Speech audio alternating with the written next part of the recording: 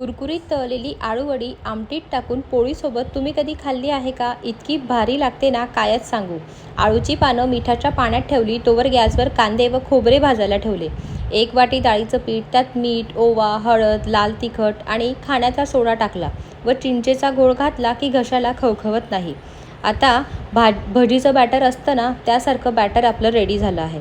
आळूची पानं पुसून त्याची देठं काढून लाटण्याने लाटून घेतली. आधी पानं ठेवायची, पीठ लावायचे, असे पानांचे 5 लेयर तयार करून रोल बनवून वरून तीळ घातली व कुकरच्या भांड्याला तेल लावून स्टीम करून घेतले. भाजलेले कांदा व खोबरे, त्याचबरोबर लसूण, अद्रक, कोथिंबीर मिक्सरमध्ये बारीक वाटून घेतले.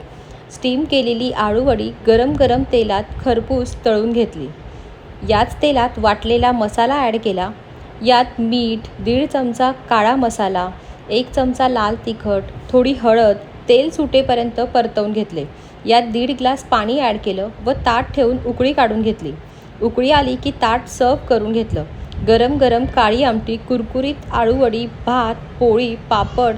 मी तर खाऊन बघितलंच, तुम्ही लवकर करून बघा. चला मग भेटू पुन्हा. बाय.